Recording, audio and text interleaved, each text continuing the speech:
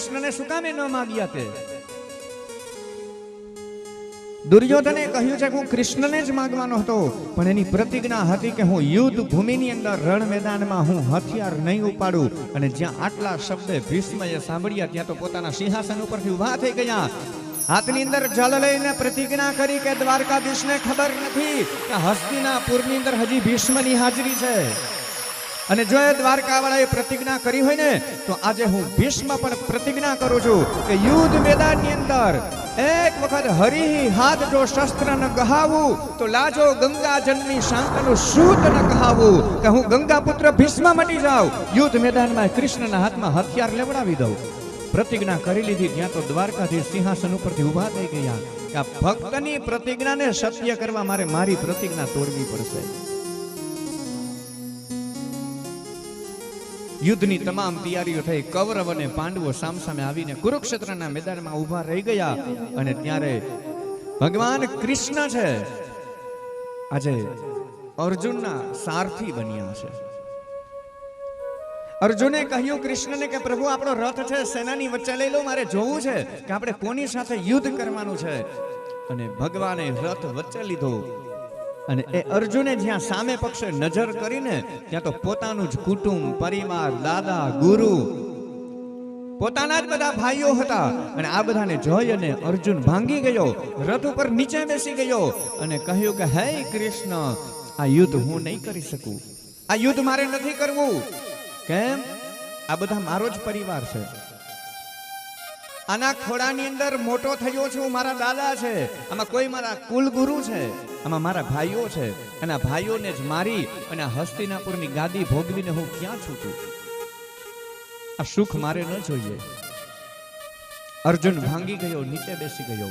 અને ત્યારે ભગવાન કૃષ્ણએ અર્જુનને ઊભો કર્યો, પ્રોત્સાહિત કર્યો. અને ભગવાન કૃષ્ણએ અર્જુનને જે જ્ઞાન આપ્યું એ શ્રીમદ ભગવત ગીતા 18 અધ્યાયની અંદર 700 શ્લોકમાં ગીતાજીનું જ્ઞાન આપ્યું. તારો અત્યારે ધર્મ, તું ક્ષત્રિય છો અને ક્ષત્રિયનો ધર્મ છે યુદ્ધ કરવું છે. યુદ્ધ ભૂમિ છોડી અને તું જાને એ તારા માટે કલંક કહેવાય, લાંછન કહેવાય. હે અર્જુન, શાસ્ત્રની દ્રષ્ટિએ બે જ ઉત્તમ મૃત્યુ બતાવેલા છે. એક, કોઈ વ્યક્તિ ભગવાનનું નામ સ્મરણ કરતા કરતા કોઈનું મૃત્યુ થાય તો એ શ્રેષ્ઠ ગતિને પામે. અને બીજું મૃત્યુ કે કોઈ યુદ્ધ ભૂમિની અંદર લડતા લડતા કોઈનું મૃત્યુ થાય ને તો શાસ્ત્રમાં ઉત્તમ બતાવેલું છે. એટલા માટે હે અર્જુન, આ યુદ્ધ કરતા કરતા કદાચ જો તારું મૃત્યુ થશે ને તોય તું વીર ગતિને પ્રાપ્ત કરીશ. અને કાં તારો વિજય થશે ને તો પણ સમાજમાં તારી કીર્તિ ગવાશે. ક્ષત્રિય તરીકેનો તારો ધર્મ છે, અત્યારે તું યુદ્ધ કર. છતાં પણ અર્જુનને જ્ઞાન નથી લાગ્યું. ત્યારે ભગવાને ત્યારે વિરાટ સ્વરૂપના દર્શન કરાવ્યા કે હે અર્જુન, તારે તો ખાલી નિમિત્ત બનવાનું છે. આ બધા તો ક્યારના મરી ગયા છે, આ બધાના ક્યારનો વિનાશ થઈ ગયો છે. તારે તો માત્ર ખાલી નિમિત્ત બનવાનું છે, તારે તો બાણ છોડવાના છે. ભગવાને દિવ્ય દ્રષ્ટિ આપી, વિરાટ સ્વરૂપના દર્શન કરાવ્યા અને અર્જુનને શાંત કર્યો. અર્જુન યુદ્ધ કરવા માટે તૈયાર થયો. અને કૌરવ અને પાંડવનું આજે ભીષણ યુદ્ધ થયું. 18 દિવસ સુધી યુદ્ધ ચાલ્યું. એમાં કૌરવ પક્ષે 10 દિવસ સુધી મહારાજ ભીષ્મ છે ને એ સેનાપતિ પદ ઉપર રહ્યા. અને સેનાપતિ પદ ઉપર રહ્યા છે મહારાજ ભીષ્મ, પણ પાંડવો મરતા નથી. અને પાંડવો જ્યારે મરતા નથી ત્યારે દુર્યોધને ભીષ્મને કહ્યું, 9મા દિવસની રાત્રિએ ભીષ્મને કહ્યું કે હે ભીષ્મ, ભલે તમે અમારા કૌરવ પક્ષમાં લડો છો, પણ જ્યાં ભીષ્મની હાજરી હોય આજે 10 દિવસ સુધી યુદ્ધ ન હાલે. તમે તો માત્ર ખાલી અમારા પક્ષમાં છો, પણ ખરેખર તમે તો સાથ પાંડવોનો આપો છો. અને ત્યારે ભીષ્મએ કહ્યું છે કે હે દુર્યોધન, જો તને એવું લાગતું હોય ને કે હું પાંડવોને બચાવું છું તો આજે પ્રતિજ્ઞા કરું છું કે આવતીકાલે સૂર્ય અસ્ત ન થાય ને ત્યાં સુધીમાં હું પાંડવોનો વિનાશ કરી નાખું. પ્રતિજ્ઞા કરી લીધી ભીષ્મએ. ના તો કૃષ્ણને ખબર પડી કે ઓહો, આ ભીષ્મ પાસે કોઈની તાકાત નથી, કોઈને બચાવી શકે. હવે શું કરવું? 10મો દિવસ યુદ્ધનો વહેલી સવાર અને બ્રહ્મ મુહૂર્ત થયું. અને ભીષ્મએ દુર્યોધનને કહેલું કે દુર્યોધન આવતીકાલે વહેલી સવાર બ્રહ્મ મુહૂર્ત થાય અને હું જ્યારે મારી પૂજા વિધિ પૂરી કરી સંધ્યા વંદન પૂરા કરીને ઊભો થાવ ને ત્યારે તારા પત્ની ભાનુમતીને મારી પાસે મોકલજે, હું એને અખંડ સૌભાગ્યવતીનો આશીર્વાદ આપી દઉં. તાકાત નથી કોઈની, પાંડવો બચી ન શકે. કૃષ્ણને ખબર પડી અને ત્યારે ભગવાન કૃષ્ણએ વહેલી સવાર થઈ બ્રહ્મ મુહૂર્ત થયું અને દુર્યોધનના પત્ની ભાનુમતી હજી તૈયાર થાય ભીષ્મનો આશીર્વાદ લેવા માટે જાય ને ત્યાં એ પહેલા તો કૃષ્ણએ શું કર્યું કે દ્રૌપદીને તૈયાર કર્યા. દ્રૌપદીને તૈયાર કરી અને જ્યાં મહારાજ ભીષ્મની છાવણીમાં પૂજા વિધિ કરીને ઊભા થયા, દ્રૌપદી લાજ કાઢીને આવ્યા છે, છેડો પાથરી અને બેઠા છે અને ભીષ્મને એમ થયું કે આ દુર્યોધનના પત્ની ભાનુમતી છે એવું સમજીને આશીર્વાદ આપી દીધો. અખંડ સૌભાગ્યવતી ભવ, અખંડ સૌભાગ્યવતી ભવનો આશીર્વાદ ત્યાં તો દ્રૌપદીએ લાજ ઊંચી કરી છે અને લાજ ઊંચી કરીને કહ્યું છે કે બાપ આજે તમે જ આશીર્વાદ આપ્યો છે ને અખંડ સૌભાગ્યવતી ભવ, તો હવે તમારે જ રક્ષણ કરવું એ તમારી જવાબદારી છે. અને ભીષ્મ સમજી ગયા કે આ કામ કૃષ્ણનું જ હોય, એના સિવાય આ કામ કોઈ ન કરી શકે. એ તો કૃષ્ણ પણ હસતા હસતા બહાર નીકળ્યા, ઝૂંપડી પાસે ઊભા હતા. ભીષ્મની પ્રતિજ્ઞા હતી કે હું યુદ્ધ કરીશ પણ સ્ત્રી ઉપર હું હથિયાર નહીં ઉપાડું. અને આ વાતની પણ કૃષ્ણને ખબર હતી અને શિખંડીને અર્જુનના રથ ઉપર ઉભો રાખ્યો. અર્જુનના રથ ઉપર જ્યારે 10મા દિવસનું યુદ્ધ ચાલુ થયું ને તો અર્જુનનો રથ એમાં આગળ શિખંડીને ઉભો રાખ્યો. ને શિખંડી સ્ત્રી પણ નથી અને પુરુષ પણ નથી. એના શિખંડી એટલે કોણ? પૂર્વ જન્મની અંબાલિકા હતું. અંબા, અંબિકા ને અંબાલિકા. એમાં મહારાજ ભીષ્મ છે ને એ પોતાના જે ભત્રીજાઓ છે ચિત્રાંગદ અને વિચિત્રવીર્ય એમના માટે આનું હરણ કરવા માટે જાય. સ્વયંવરમાંથી ને પોતે લઈ આવે છે અંબા, અંબિકા ને અંબાલિકા. એમાં અંબા અને અંબિકા એમના લગ્ન કરાવ્યા, પણ અંબાલિકાએ એ ભીષ્મને કહ્યું છે કે મહારાજ માફ કરજો, આ સ્વયંવર હતો ને એમાં મારો પતિ ત્યાં હાજર હતો, મેં મનોમન એમાંથી એક રાજકુંવરને પતિ તરીકે સ્વીકારી લીધો છે, મારે તો એની સાથે લગ્ન કરવા હતા પણ તમે મારું હરણ કર્યું છે. ત્યારે ભીષ્મએ કહ્યું તો કાંઈ વાંધો નહીં, તમે જો એમાંથી સ્વયંવરમાંથી ને તમે એને પતિ માની લીધો હોય તો જાઓ, હું તમને મુક્ત કરું છું. એ અંબાલિકાને મુક્ત કરી દીધા. હવે અંબાલિકા જે એનો પતિ હતો, જેની સાથે એને લગ્ન કરવા હતા, સ્વયંવરમાં જેને હાર પહેરાવો હતો ને એની પાસે ગઈ ત્યારે એના પતિ જે બનવાનો હતો એ રાજકુમારે ના પાડી દીધી કે હવે હું તમારો સ્વીકાર ન કરું, તમારું હરણ થઈ ગયું છે, જાઓ જેને હરણ કર્યું હોય એની પાસે તમે જતા રહો. એટલે અંબાલિકા પાછા ભીષ્મ પાસે આવ્યા ને કીધું કે હવે તમે મારી સાથે લગ્ન કરો. ઓલા વ્યક્તિ તો લગ્ન કરવાની ના પાડી દીધી. ત્યારે ભીષ્મએ એવું કીધું કે ભાઈ મારે તો આજીવન બ્રહ્મચર્ય વ્રતનું પાલન છે, હું તમારી સાથે લગ્ન ન કરી શકું. અને ત્યારે અંબાલિકાએ સંકલ્પ કર્યો કે આજે તમે મારી જિંદગી બગાડી છે ને, તમારા મોતનું કારણ હું બનીશ. અને અંબાલિકાએ તપ કર્યું, પોતાનું શરીર પડી ગયું, બીજો જન્મ થયો. અને આજે એ સ્ત્રી પણ નથી ને પુરુષ પણ નથી, શિખંડી છે. અને યુદ્ધમાં એ સાથે છે. અર્જુનના રથ ઉપર આગળ એમને ઊભો રાખ્યો અને જ્યાં શિખંડીને જોયો યુદ્ધ મેદાનમાં અને મહારાજ ભીષ્મ બાણ છોડવા લાગ્યા. પેલા તો બાણ છોડે, અર્જુન ઉપર જ્યાં બાણ છોડવા લાગ્યા ને, અર્જુનની તાકાત નથી કે ભીષ્મનો સામનો કરી શકે. અર્જુનનો રથ હતો, રથ તૂટવા માંડ્યો, ધજા નીચે પડી, રથ ભાંગી ગયો, રથનું પૈડું નીચે પડી ગયું. અને મહારાજ ભીષ્મે પોતાના ધનુષ્ય ઉપર તીરનું અનુસંધાન કર્યું અને અર્જુન ઉપર બાણ છોડે ને કૃષ્ણ સમજી ગયા કે આજે ભીષ્મના બાણમાંથી નીકળેલું આ ધનુષ્ય હમણાં અર્જુનના પ્રાણ લઈ લેશે. અને એ જ સમયે ભગવાન કૃષ્ણએ કૂદકો લગાવીને રથનું પૈડું હતું ને લઈ લીધું પોતાના હાથમાં. રથનું પૈડું હાથમાં લઈને આમ સુદર્શન ચક્રની જેમ ફેરવ્યું અને જેમ કોઈ સિંહ મૃગ ઉપર તડાપ મારે એમ આજે ભગવાન કૃષ્ણએ ભીષ્મ ઉપર રથનું પૈડું સુદર્શન ચક્રની જેમ ફેરવીને જેમ મારવા માટે જાય કે તો ભીષ્મએ ધનુષ્ય નીચે મૂકી દીધું. બે હાથ જોડીને સ્તુતિ કરી, ધન્ય છે પ્રભુ, આજે મારી પ્રતિજ્ઞાને સત્ય કરવા માટે તમે તમારી પ્રતિજ્ઞા તોડી નાખી.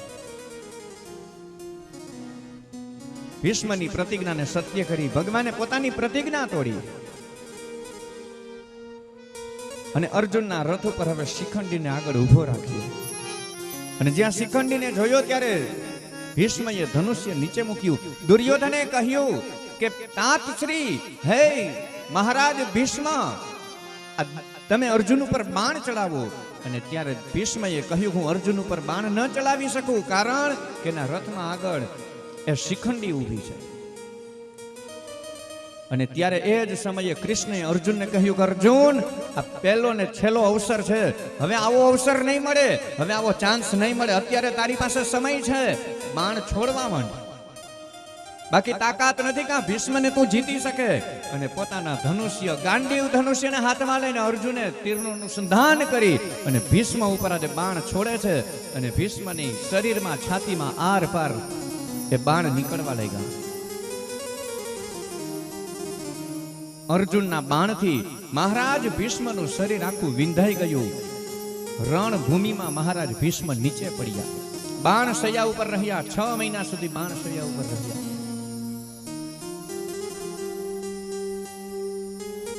માથું વ્યવસ્થિત રહી શકે એટલા માટે ત્યાં ધનુષ્ય બાણથી એમને ટેકો કરી દીધો.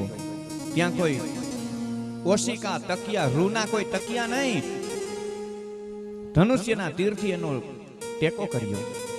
અને 6 મહિના સુધી મહારાજ ભીષ્મ બાણશૈયા ઉપર રહ્યા. મહારાજ ભીષ્મ બાણશૈયા ઉપર રહ્યા. અને આ બાજુ કૌરવ પક્ષના સેનાપતિ પદ ઉપર દ્રોણાચાર્યને રાખ્યા છે. દ્રોણાચાર્યએ હવે શુકાને સંભાળ્યું છે. દ્રોણાચાર્ય છે 2 દિવસ સુધી એમણે સેનાપતિ પદ સંભાળ્યું. 3 દિવસ સુધી દ્રોણાચાર્યએ, 2 દિવસ સુધી જયદ્રથ છે એમણે સેનાપતિ પદ સંભાળ્યું. એ પણ વીરગતિને પામે. અને ત્યારે 2 દિવસ સુધી કર્ણ છે ને હવે સેનાપતિ ઉપર આવ્યો. અને કર્ણનું અને અર્જુનનું ભીષણ યુદ્ધ થવા લાગ્યું. કર્ણ એટલે કોઈ સામાન્ય નથી, સૂર્યપુત્ર છે કર્ણ એટલે. અર્જુનનું ને કર્ણનું ભીષણ યુદ્ધ થાય. અને કર્ણના ધનુષ્યમાંથી જે બાણ નીકળે, તીરનું અનુસંધાન કરી અને આમ જ્યાં અર્જુન ઉપર બાણ છોડે ને ત્યાં તો અર્જુનનો રથ આમ 2 ફૂટ પાછળ ફેંકાઈ જાય. અને આ બાજુ ગાંડીવમાંથી ને અર્જુન ધનુષ્ય છોડે અને ત્યાં કર્ણ ઉપર બાણ છોડે. ત્યાં તો કર્ણનો રથ હોય ને આમ 5 ફૂટ આઘો વયો જાય. અને જ્યારે કર્ણના બાણમાંથી નીકળેલું તીર એ અર્જુનના રથમાં લાગે, અર્જુનનો રથ આમ પાછળ ફેંકાઈ જાય ને એટલે કૃષ્ણ રથ ઉપર બેઠા બેઠા કર્ણના વખાણ કરે. એમ કહે કે વાહ કર્ણ, વાહ કર્ણ. આમ કર્ણનો વાહ વાહ કરે. એટલે અર્જુન કહે કે પ્રભુ તમે છો કોના પક્ષમાં? આ મારા પક્ષમાં છો, તમે આ કર્ણનો વાહ વાહ કરો છો, સમજાતું નથી કાંઈ. ભગવાને કહ્યું કે તને નહીં સમજાય, તું યુદ્ધ ચાલુ રાખ. આમ યુદ્ધ બેયનું ચાલુ છે. અને છેલ્લે એક કર્ણ છે ને જમીન ઉપર નીચે પડ્યો. કર્ણને છેલ્લે બાણ લાગ્યું, એના રથનું પૈડું જમીનમાં ફસાઈ ગયું. બાકી અર્જુનની તાકાત નથી કે એ કર્ણને જીતી શકે. અને જ્યારે એનું રથનું પૈડું છે એ જમીનમાં ફસાઈ ગયું ને, એ રથ કાઢવા માટે નીચે ઉતર્યો ને, યુદ્ધના નિયમો હોય જેના હાથમાં હથિયાર ન હોય ને એના ઉપર પ્રહાર ન થાય. કૃષ્ણએ કહ્યું અર્જુન અત્યારે આ બધું ભૂલી જા, બાકી અત્યારે સમય છે, તાકાત નથી તું કર્ણને જીતી શક. બાણ છોડ. બાણ છોડે છે. નીચે છેલ્લે રણભૂમિમાં કર્ણ નીચે પડેલો હતો ને, અને છેલ્લે કૃષ્ણએ કીધું કે અર્જુન તારે જોવું છે કે કર્ણ કોણ છે? હું વાહ વાહ શું કામે કરતો તો? હાલ હવે એની પાસે જાય. આ દાનવીર એમનેમ નથી કહેવાતો. એ કૃષ્ણએ અને અર્જુને બેય બ્રાહ્મણનું રૂપ લીધું. કર્ણ છેલ્લે મરણ સમયે પડ્યો છે ને, ત્યાં જઈને આવીને બ્રાહ્મણના રૂપમાં ભગવાને આવીને કહ્યું ભૌતી ભિક્ષાન દેહી. કર્ણ દાનવીર છો ને, હવે દાન આપ મને. હવે વિચાર કરો, છેલ્લો અંત સમય છે. કવચ ને કુંડળ ને બધું આપી દીધેલું હતું. સોનાનું બહુ દાન કર્યું, એટલું બધું દાન કર્યું એને. અને છેલ્લે આજે ભગવાન બ્રાહ્મણનું રૂપ લઈને આવ્યા છે ને કીધું કે અત્યારે દાન આપી શકીશ? અને મૃત્યુ સમયનું દાન તો બહુ શ્રેષ્ઠ કહેવાય. કર્ણ બ્રાહ્મણ આજે તારી પાસે દાન લેવા માટે આવ્યા છે. અને ત્યારે કર્ણએ કીધું કે કાંઈ વાંધો નહીં ભૂદેવ, આખી જિંદગી દાન કર્યું છે તો છેલ્લે ખાલી હાથે નહીં જવા દઉં. હજી મારી પાસે એક દાન છે, મારા દાંતની અંદર એક સોનાની રેખા છે. એક કામ કરો, સામે જે ઓલો પાણો પડ્યો છે ને, લાવો એ પાણો મને આપો, એટલે હમણાં હું એ દાંતમાંથી સોનાની રેખા કાઢી અને તમને દાનમાં આપી દઉં. અને ત્યારે ભગવાન બ્રાહ્મણના રૂપમાં તને કીધું, કર્ણ, એ પાણો લઈને હું તને આપું તો તે બ્રાહ્મણ પાસે સેવા કરાવી કહેવાય. કર્ણે કીધું કે વાત સાચી છે. એ ઘસાતો ત્યાં ગયો પાણા પાસે, પાણો હાથમાં લીધો, હાથની અંદર પાણો લઈને પોતાના દાંતમાં એ પાણો મારી સોનાની રેખા કાઢી અને ભગવાનને કહ્યું કે લ્યો ભૂદેવ, હવે આ દાન સ્વીકારો. ભગવાને કીધું કે આ દાન તો એઠું કહેવાય.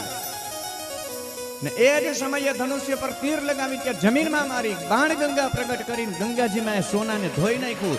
ધોઈ અને પછી આપ્યું ભગવાને, હવે તો આનો સ્વીકાર કરશો ને.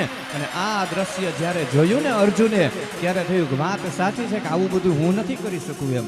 અને ત્યારે કૃષ્ણએ અર્જુનને કહ્યું કે અર્જુન, આ કર્ણ છે, કર્ણને જેવો તેવો ન સમજતો. અને વાહવા એટલા માટે કરતો, તું બાણ છોડતો તો એનો રથ 5 ફૂટ આઘો નાખી દેતો, તે વાત બરાબર. પણ તારા રથ ઉપર તો આખા જગતનો નિયંત, આખા બ્રહ્માંડનો માલિક હું બેઠો તો ને, તો એ કર્ણ તારો રથ આમ પાછો ફેંકી દેતો હતો. તારા રથ ઉપર હનુમાનજી મહારાજ બિરાજમાન હતા, બેઠા હતા, તોય રથને પાછો ફેંકી દેતો હતો. આ કર્ણ છે. કર્ણ કોઈ જેવો તેવો નહીં. 2 દિવસ સુધી સેનાપતિ પદે રહ્યો, છેલ્લે વીરગતિને પ્રાપ્ત કરીને છેલ્લે 18મો દિવસ અને દુર્યોધન પોતે સેનાપતિ પદ ઉપર રહ્યો છે. અને સેનાપતિ પદ તરીકે રહ્યો ને એમાં ભીમ અને દુર્યોધનનું ભીષણ યુદ્ધ થયું, ગદા યુદ્ધ થયું ને ભીમે દુર્યોધનના સાથળ તોડી નાખ્યા. છેલ્લે રણભૂમિમાં દુર્યોધન 18મા દિવસે સાંજે રાત્રે ત્યાં નીચે પડ્યો. પણ દુર્યોધન મરતો નથી હજી, કારણ કે એને આશીર્વાદ છે કે દુર્યોધનને હર્ષ અને શોક બે ભેગા થાય ને તો જ એનું મૃત્યુ થાય. હવે માણસના જીવનમાં કાં હર્ષ હોય એટલે આનંદ હોય, અને જ્યારે હર્ષ હોય ત્યારે શોક ન હોય, અને જ્યારે શોક હોય એટલે કે દુઃખ હોય ત્યારે એને આનંદ ન હોય. બે ભેગું તો થાય નહીં. તો દુર્યોધનને એવો આશીર્વાદ હતો કે એના જીવનમાં હર્ષ અને શોક બે ભેગા થાય ને તો જ એનું મૃત્યુ થાય. એટલા માટે એનો જીવ નીકળતો નથી, કણસે છે, પીડા એટલી થાય છે. રણભૂમિમાં નીચે પડ્યો, રાત્રિનો સમય છે, અને એનો મિત્ર અશ્વત્થામા નીકળે છે. કણસવાનો અવાજ સાંભળ્યો, પાસે આવી જોયું ત્યાં તેનો મિત્ર દુર્યોધન. કર્યું અશ્વત્થામાએ કહ્યું, કરે દુર્યોધન, તું ચિંતા ન કર, તારો મિત્ર અશ્વત્થામા બેઠો છે. શું ઈચ્છા છે તારી? પાંડવોના માથા જોઈ છે. અશ્વત્થામાએ કહ્યું છે કે ચિંતા ન કર, હમણાં જ હું જાઉં છું, પાંડવોના માથા લઈ આવું.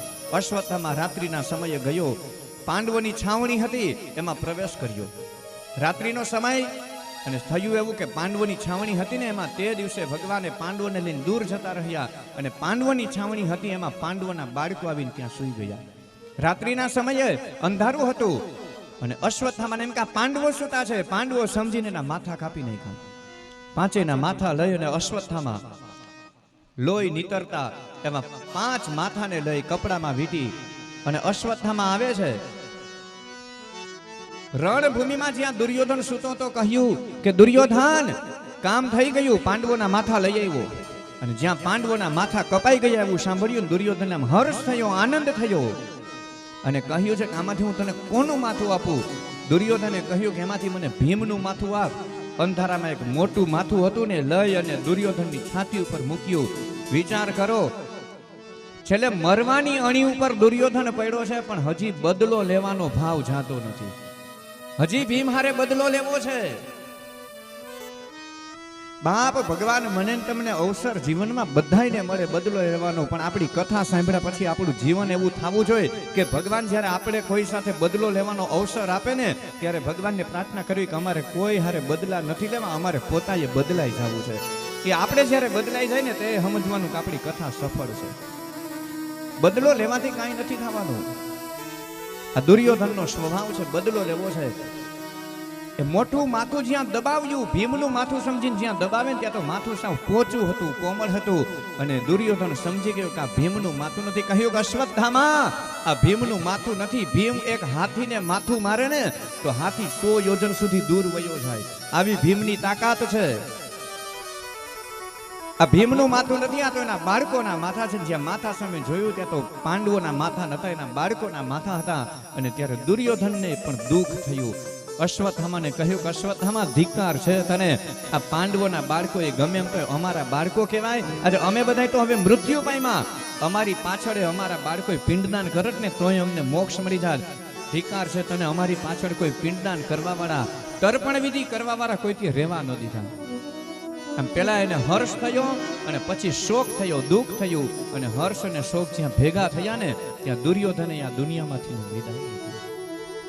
દુર્યોધન કે રૂપ મેં આજ મરા અન્યાય. દુર્યોધને વિદાય લીધી.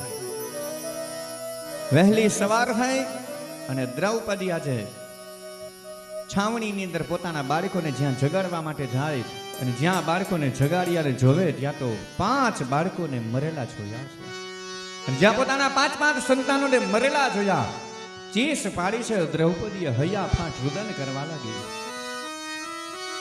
દ્રૌપદીની ચીસ સાંભળી અને દોડી અને કૃષ્ણ આવ્યા, અર્જુન આવ્યા. જ્યાં પોતાના બાળકોને મરેલા જોયા અને અર્જુને જ સમયે પ્રતિજ્ઞા કરી કે હે દ્રૌપદી, આજે સૂર્ય અસ્ત થાય ને એ પહેલા આપણા બાળકોનો વધ કરનાર જે વ્યક્તિ હશે એને તમારી સામે હાજર કરીશ અને એના લોહીથી હું તમારા વાળ રંગીશ. અને જો એ હું ન કરી શકું ને તો હું ચિતા તૈયાર કરીને અગ્નિમાં બળીને હું મરી જઈશ. ભગવાને અર્જુનને કહ્યું કે અર્જુન, આ પાંડવોનો તમારો વાંધો જ એ છે, ગમે વાતમાં પ્રતિજ્ઞા કરી રહ્યો છો તમે. પ્રતિજ્ઞા કર્યા પહેલા વિચાર કરાય તમારે. તમને ખબર છે આ કામ કોને કર્યું? કારણ કે ભગવાનને તો બહુ પાંડવોનું ધ્યાન રાખવું પડે. પાંડવોને પણ એવો આશીર્વાદ હતો કે એક ભાઈનું જો મૃત્યુ થાય ને તો બધા ભાઈઓના મૃત્યુ થઈ જાય. એટલે ભગવાનને તો બધાને બચાવવાના હતા. પણ તપાસ કરીને ખબર પડી કે અશ્વત્થામાએ આ કામ કર્યું છે. અશ્વત્થામાને પકડવા માટે જાય છે. અશ્વત્થામાને પકડી અને દ્રૌપદીની સામે હાજર કરે. અને જ્યાં દ્રૌપદી અશ્વત્થામાને જોયા ત્યારે સતીના મોઢેથી શબ્દ નીકળ્યા છે, મુચ્યતામ એષઃ બ્રાહ્મણામસ્મદ નિતરમ ગુરુઃ. આને તમે છોડી મૂકો, આને તમે મારશો નહીં. કારણ કે આ બ્રાહ્મણનો દીકરો છે અને એમાં આપણા કુલગુરુનો દીકરો છે. આ દ્રૌપદી જ બોલી શકે, જેના 5 સંતાનોને મારી નાખ્યા છે, હત્યારો આજે સામે ઉભો, પણ એ માએ છતાં એવું કીધું છે કે જે પુત્રનું મૃત્યુ થાય એ દુઃખ શું હોય ને અત્યારે હું સમજુ છું. મારે બીજી કોઈ જનતાને એવું દુઃખ નથી આપવું. એક તો આ બ્રાહ્મણનો દીકરો છે, આપણો ગુરુ કહેવાય. યુદ્ધમાં દ્રોણાચાર્ય તો વીરગતિને પામ્યા છે. તો આપણા ગુરુનું મૃત્યુ થયું તો આ ગુરુનો દીકરો છે ને એ ગુરુ કહેવાય. અને દ્રૌપદીએ કહ્યું છે કે ભલે મારા સંતાનોના મૃત્યુ થયા પણ મારા તો 5 પતિ બેઠા છે, મને તો તમારો આધાર છે. પણ હું એવું નથી ઈચ્છતી કે માં નિરાધાર થઈ જાય. કારણ કે દ્રોણાચાર્ય તો વીરગતિને પામ્યા, એના પત્ની કૃપી છે ને એનો એકનો એક આધાર અત્યારે અશ્વત્થામા. હવે આને જો તમે મારી નાખશો ને તો માં નિરાધાર બની જશે. હું એવું નથી ઈચ્છતી કોઈ માં નિરાધાર થાય. આને તમે છોડી મૂકો, આને મારશો નહીં. અર્જુને કહ્યું મારી પ્રતિજ્ઞાનું શું? છેલ્લે કૃષ્ણને પૂછ્યું. કૃષ્ણએ કહ્યું કે બ્રાહ્મણના શિખા અને સૂત્ર ખેંચી લેવામાં આવે, કાપી નાખવામાં આવે, એટલે એને ભલે એનો જીવ બચી જાય પણ એને મારવા સમાન કહેવાય. એટલે તારી પ્રતિજ્ઞા પૂરી થઈ જાય અને અશ્વત્થામાનો જીવ પણ બચી જાય. અને ત્યારે અશ્વત્થામાના શિખા અને સૂત્ર કાપી લીધા. મસ્તક ઉપર રહેલો મણી હતો એ ખેંચીને કાઢી લીધો, અપમાનિત કરી અને અશ્વત્થામાને કાઢી મૂક્યા. અને આ બાજુ ભગવાન કૃષ્ણએ બધાને આશ્વાસન આપ્યું, શાંત કર્યા. પણ અશ્વત્થામાએ વિચાર કર્યો કે આજે આ પાંડવોએ મારું અપમાન કર્યું છે, આ પૃથ્વી પર કોઈ પાંડુ બીજ નહીં રહેવા દઉં. અને અશ્વત્થામાને ખબર હતી કે પાંડવોનો દીકરો હતો અભિમન્યુ, એમની પત્ની છે ઉત્તરા, અને ઉત્તરાના ઉદરની અંદર એક બાળક છે. અને આજે અશ્વત્થામાએ ઉત્તરા ઉપર બ્રહ્માસ્ત્ર છોડ્યું અને બ્રહ્માસ્ત્રનું તેજ આજે ઉત્તરા ઉપર આવવા લાગ્યું. અને ઉત્તરા ત્યારે ડરી ગઈ. પાહી પાહી મહાયોગીન કરતી આજે કૃષ્ણ પાસે આવી કે હે પ્રભુ, આપ આવીને તમે મારું રક્ષણ કરો. આજે તેજ આવે છે ને ક્યાંક મને મારી નાખશે, એમાં મારું મૃત્યુ થાય ને તો મને કોઈ વાંધો નથી, પણ મારા ઉદરની અંદર રહેલા બાળકને તમે બચાવો, એને કંઈ ન થવું છે. અને ભગવાને જોયું કે આ તો અશ્વત્થામાનું બ્રહ્માસ્ત્ર છે. ભગવાને એક અંગૂઠા જેવડું રૂપ લીધું અને અંગૂઠા જેવડું રૂપ લઈ અને ઉત્તરાના ઉદરની અંદર ગયા. ઉત્તરાના ઉદરની અંદર જઈ અને અશ્વત્થામાનું જે બ્રહ્માસ્ત્રનું તેજ હતું એનાથી ને ભગવાને ઉત્તરાના ઉદરમાં રહેલો જે બાળક હતો એનું રક્ષણ કર્યું છે. બ્રહ્માસ્ત્રના તેજને શાંત કર્યું, બાળકનું રક્ષણ કર્યું.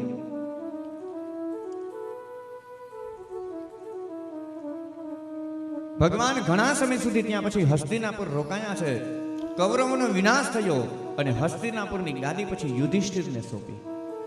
અનેક પ્રકારના યુધિષ્ઠિરને યજ્ઞ કરાવ્યા, રાજસુ યજ્ઞ કરાવ્યા, અશ્વમેઘ યજ્ઞ કરાવ્યા, ખૂબ સત્કર્મ કરાવ્યા છે. પાંડવો પાસે પિંડદાન કરાવ્યા. આ બધા વિધિ વિધાન કરાવી અને પછી ભગવાને વિદાય માંગી. કુંતાજીને કહે કે ભાઈ, હું તમારા ઉપર પ્રસન્ન થયો છું, માગો તમારે જોઈએ તે. ત્યારે કુંતાજીએ કહ્યું કે હે પ્રભુ, હે કૃષ્ણ, માગવાનું કહેતા હોય ને તો બીજું કંઈ નથી જોતું. બસ આખા જગતના જેટલા જીવાત્મા છે એ તમામ જીવાત્માના મસ્તક ઉપર જે કંઈ દુઃખ હોય ને એ દુઃખનું પોટલું વાળીને બધું દુઃખ મને આપી દે.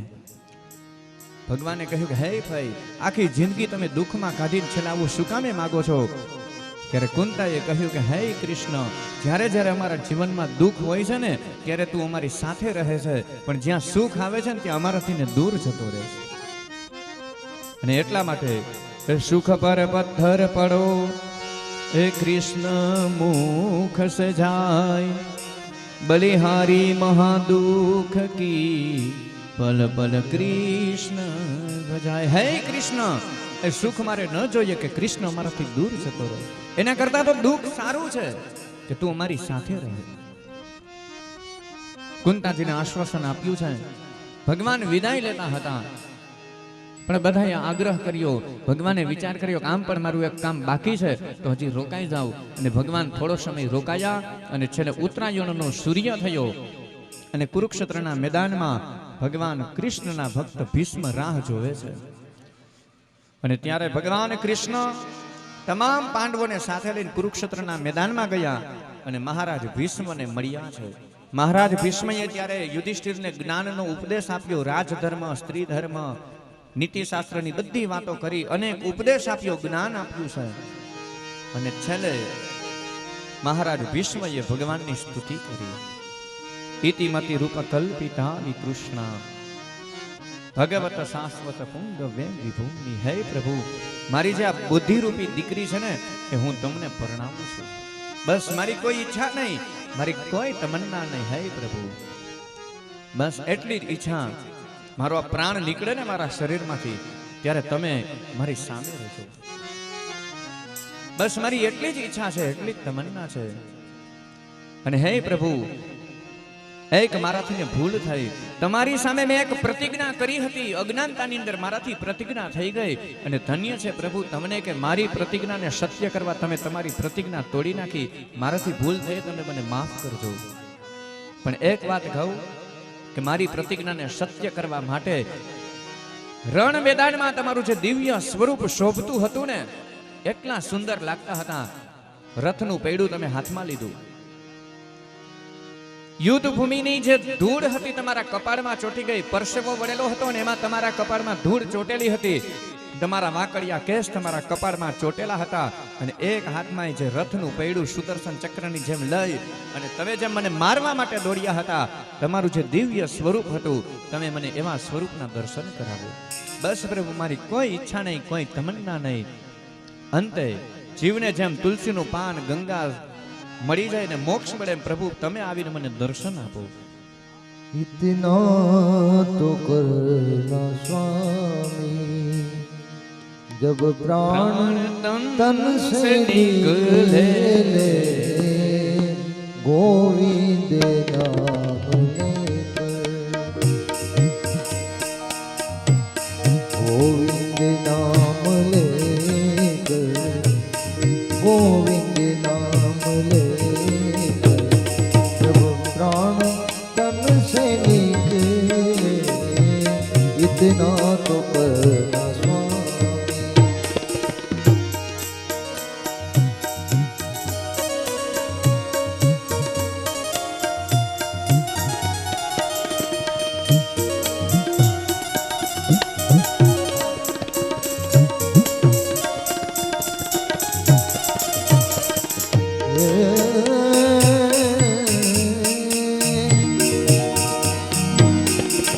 गंगा जी का तट हो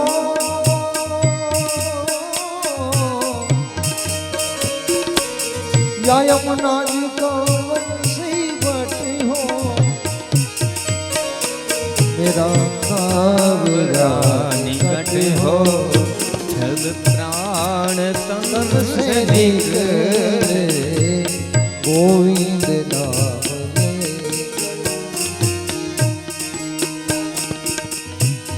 श्री वृंदावन का सल हो मेरे मुख में तुलसी दल हो श्री वृंदावन का सल हो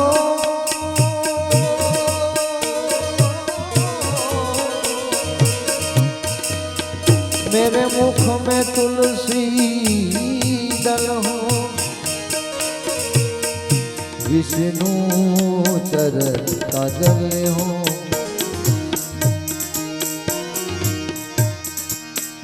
विष्णु चरण का जल हो जब प्राण तन से निकले गोविंद नाम लेकर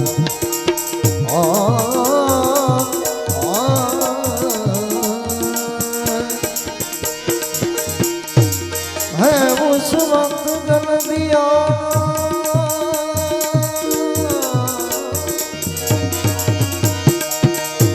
मेरे श्याम मुझे भूल जाना उस वक्त जल दिया मेरे श्यामन मुझे भूल जाना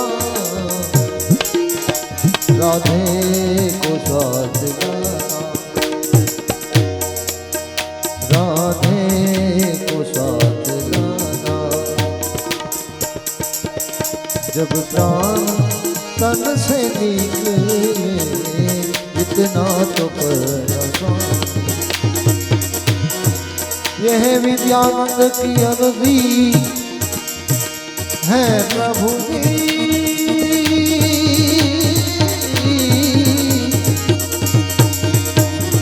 यह विद्यानंद की अर्जी खुद गरजती है अर्जी जब आगे तुम्हारी मर्जी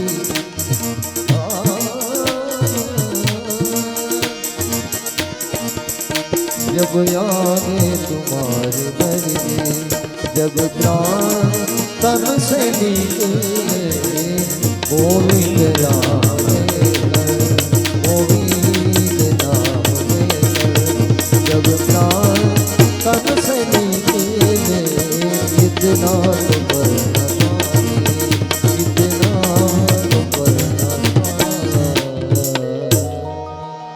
મહારાજ ભીષ્મએ છેલ્લે કૃષ્ણના પણ વંદન કર્યા, સ્તુતિ કરી અને કહ્યું આપણી કોઈ ઈચ્છા કોઈ તમન્ના અને ત્યારે મહારાજ ભીષ્મએ કહ્યું છે હે પ્રભુ મારી કોઈ ઈચ્છા નહીં કોઈ તમન્ના નહીં બસ મારે મારી માને મળવું છે. ગંગા પુત્ર ભીષ્મ હતા, ગંગાની યાદ આવી, માની યાદ આવી. ભીમ વિચાર કરે છે કે ઓહો દાદા તો ગંગાજી માગે છે, ગંગાજી લેવા તો ક્યાં આપણે પહોંચશું. ત્યારે કૃષ્ણએ કહ્યું છે કે ગંગાજી લેવા જવાની જરૂર નથી. અર્જુનને કહ્યું કે અર્જુન અહીંયા બાણ માર એટલે હમણાં ગંગા પ્રગટ થશે. અને ત્યાં બાણ માર્યું ને અર્જુને ત્યાં તો ગંગાજી પ્રગટ થયા અને સીધા ગંગાજી મહારાજ ભીષ્મ મુખમાં ગંગાજીનો સ્પર્શ થયો. અને ત્યારે મહારાજ ભીષ્મએ માં પાસે વચન માંગ્યું, ગંગા પાસે વચન માંગ્યું કે હે માં આજે મારા અંત સમય આવી અને તે મને જેમ દર્શન આપ્યા મને વચન આપ. કલયુગમાં અંત સમયે કોઈને તારો સ્પર્શ થશે, ગંગાનું પાન થશે, ગંગા એટલું બોલાઈ જશે ને તો પણ જીવને મોક્ષ મળશે. અને ત્યારે ગંગાજીએ વચન આપ્યું કલયુગમાં કોઈ પણ વ્યક્તિને અંત સમયે ગંગા પાન, ગંગા સ્પર્શ, ગંગાનું સ્મરણ થઈ જાય ને તો પણ જીવને મોક્ષ મળે છે. ભીષ્મએ વચન આપ્યું. પણ એ કોને મળે? ભગવાનની ભક્તિ કરેલી હોય ને, કાંઈક કોઈક દિવસ કથામાં ગયા હોય, સત્સંગ કરેલો હોય, કાંઈક ભગવાનના નામ લીધા હોય તો અંતે ગંગાનું સ્મરણ, ગંગા સ્પર્શ થાય, ભગવાનનું સ્મરણ. શાસ્ત્રમાં બતાવ્યું 3 વસ્તુ બહુ દુર્લભ છે, માણસને અંત સમયે મળતી નથી. કઈ 3 વસ્તુ? તો કે હરિ, ભાગીરથી અને વિપ્રા. એટલે 3 વસ્તુ એવી છે. હરિ એટલે ભગવાનનું નામ, અંતે ભગવાનનું નામ યાદ આવે નહીં. જો અંતે ભગવાનનું નામ લેવાઈ જાય, ઓલા અજામિલે પોતાના દીકરા નારાયણનું નામ લીધું અને છેલ્લે એને મોક્ષ મળી ગયો, તો ભગવાનનું નામ અંતે યાદ આવતું નથી. ભાગીરથી એટલે ગંગાજી. અત્યારના સમયમાં ગંગાજળ બધાયના ઘરે હોય, 5 લીટરનું કેન ઘરમાં પડ્યું હોય, પણ છતાંય જીવ તો કે 108 માં કા દવાખાને ગુજરી જાય. ગંગાજી પીવડાવે ખરા, પણ ગુજરી ગયા પછી ક્યાં એવું સાંભળ્યું ગંગાજી પીતા પીતા ગુજરી ગયા કોઈ? હા, પુણ્યશાળી જીવ હોય તો મરે. કદાચ ગંગાજળ ન હોય તો ભગવાનને સ્નાન કરાવેલું ચરણામૃત હોય ને, એ પણ જો માણસને આપવામાં આવે તો પણ એના પાપ ધોવાઈ જાય છે. પણ આ બધું ત્રણમાંથી એક વસ્તુ કોને મળે કે આખી જિંદગી કાંઈક ભગવાનની ભક્તિ કરી હોય તો. બાકી ગમે એટલી કોશિશ કરો ને, છેલ્લે ભગવાનનું નામ યાદ આવતું નથી. આપણને ઘણા માણસો એમ કહેતા હોય, અરે મહારાજ હજી તો ઘણી ભક્તિ જીવન બાકી છે, છેલ્લે ભગવાનનું નામ લઈ લેશું. આ શાસ્ત્રમાં એવું બતાવ્યું, અંતે માણસ ખાલી જો એક ભગવાનનું નામ લઈ લે તો માણસના આખી જિંદગીના પાપ ધોવાઈ જાય. એટલે આપણને જાણે પીળો પાસ મળી ગયો, તો તમે તમારે મોજ કરો ના, કથામાં આવવાની ક્યાં જરૂર છે. અંત સમય હશે, મરવાનો સમય હશે, તો અહીં ખાલી આપણે રામનું નામ બોલી જાવ એટલે આપણું કામ થઈ ગયું. પણ રામનું નામ બોલાશે નહીં, ગેરંટી. ઓલી વાત છે ને કે માજી એક વખત નીકળ્યા ને, બજારમાં નીકળ્યા, અને માજી કોઈ દિવસ સત્સંગ નહીં, કથા કીર્તન કાંઈ ન કરે, આખી જિંદગી આમને નીકળી ગઈ. અને માજી બજારમાં નીકળ્યા ને એમાં બે આખલાએ ઝઘડો કર્યો. એટલે માજીને બીક લાગી કે આ મને ક્યાંક લગાડી દેશે, એટલે બાજુમાં એક રામ મંદિર હતું ને એના પગથિયા ચડી ગયા. કોઈ દિવસ જાય નહીં, પણ બીક લાગી એટલે ચડી ગયા. ઓલા પૂજારી વિચાર કરે કે આ ડોશીમાં કોઈ દી આવે નહીં, આજે આવ્યા છે તો લાવને આને કંઈક પ્રસાદી આપું. હવે પ્રસાદીમાં તો કઈ હતું નહીં, પણ ભગવાનને સ્નાન કરાવેલું જે પાણી હતું ને એને ચરણામૃત કહેવાય. એટલે ચરણામૃત હતું એટલે કીધું કે લ્યો માજી, આ ભગવાનનો પ્રસાદ આલ્યો, આ ચરણામૃત તમે.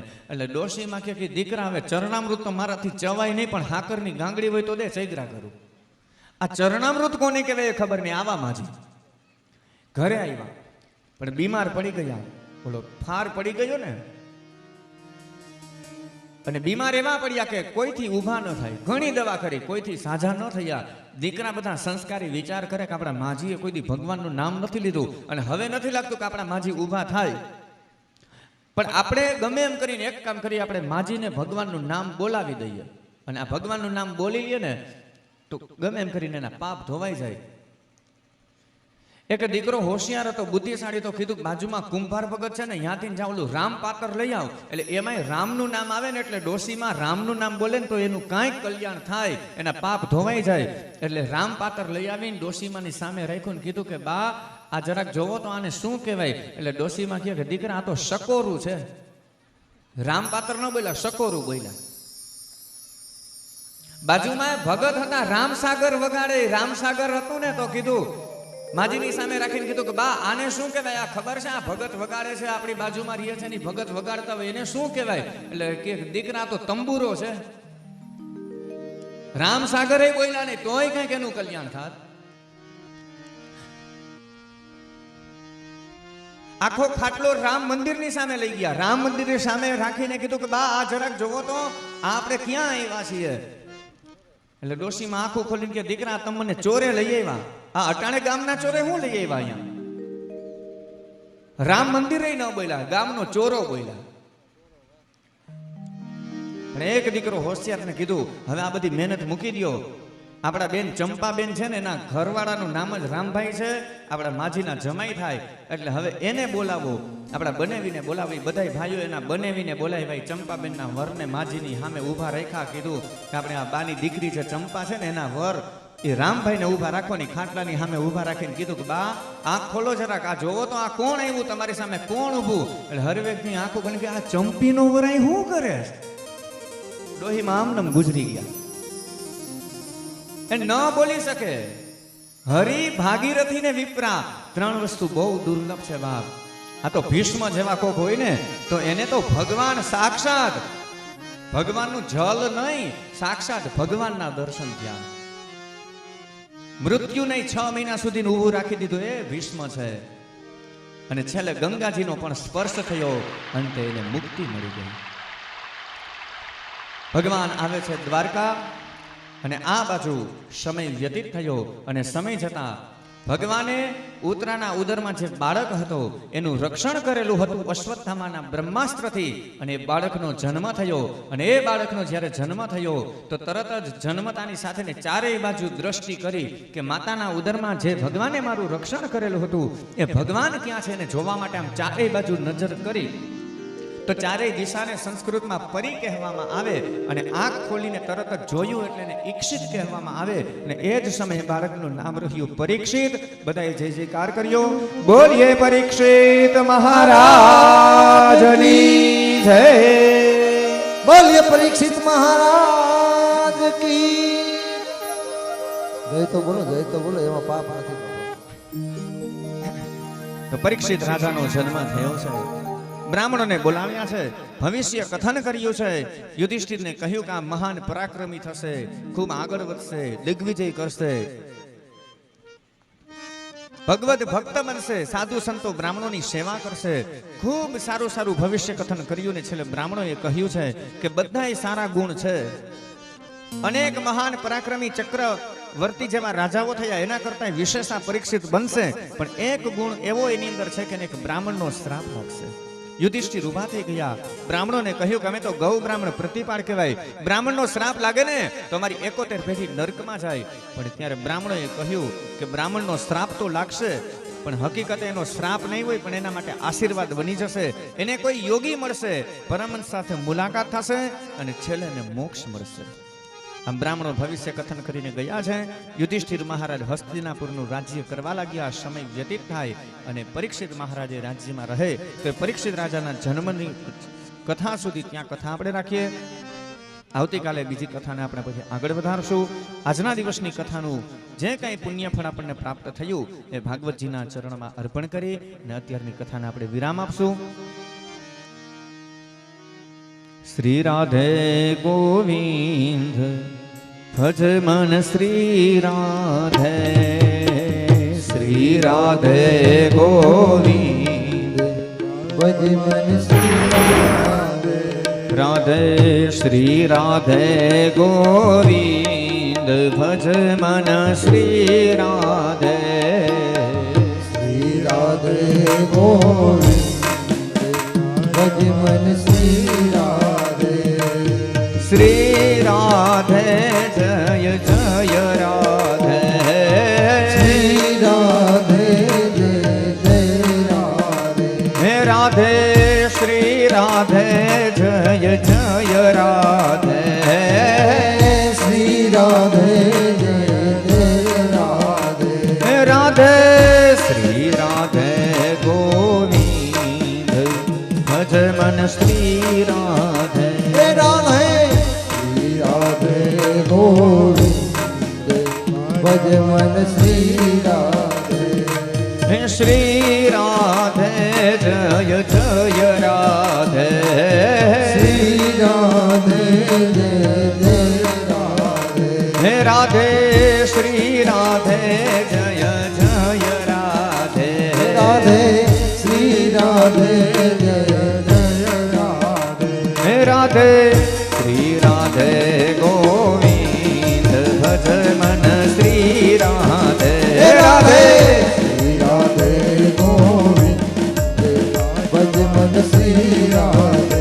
હે રાધે શ્રી રાધે ગોવિંદ ભજ મન શ્રી રાધે. હે રાધે શ્રી રાધે ગોવિંદ ભજ મન શ્રી રાધે.